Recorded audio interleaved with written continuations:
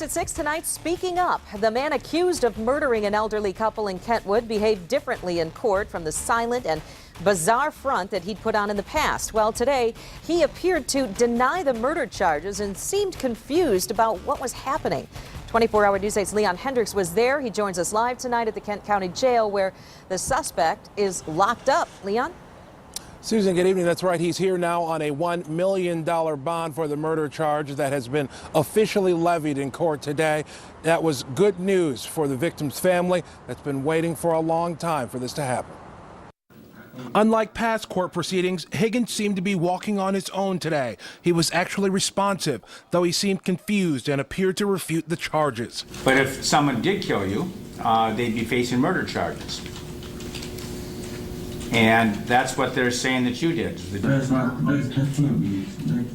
Sounds like he's saying that can't be. That can't be. The family of the victims, David and Vivian Bauman, were in court to witness it a short time after they'd addressed the public about the case for the first time since Higgins was arrested. We're one step closer now to justice for Mom and Dad.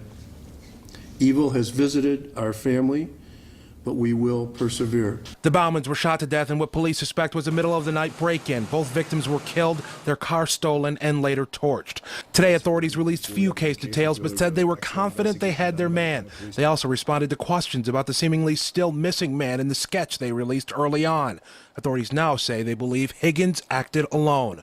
Part of the fallout from the case this far involves a second look at a policy in the prosecutor's office that might have helped Higgins.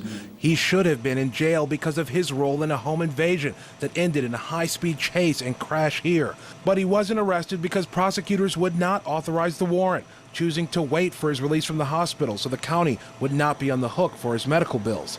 Higgins, instead, though, left the hospital on his own and weeks later was purportedly involved in this murder. Have there been any changes as far as how that process is handled with your office, Mr. Becker? That is something that we're looking into, how that could be handled differently. It's been a long-standing policy between the sheriffs and chiefs of police in our office, is that's how we handle those situations, and it took a bad turn.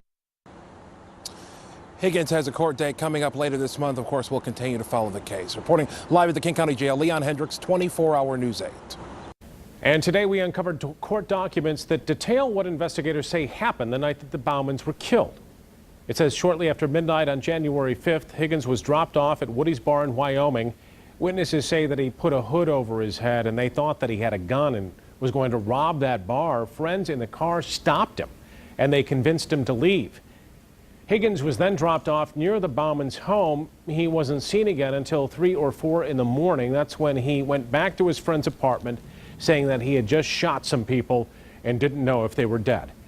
Police believe that he later doused the Bauman's car with gasoline and set it ablaze. You can read that entire affidavit. We've got it posted right now at woodtv.com.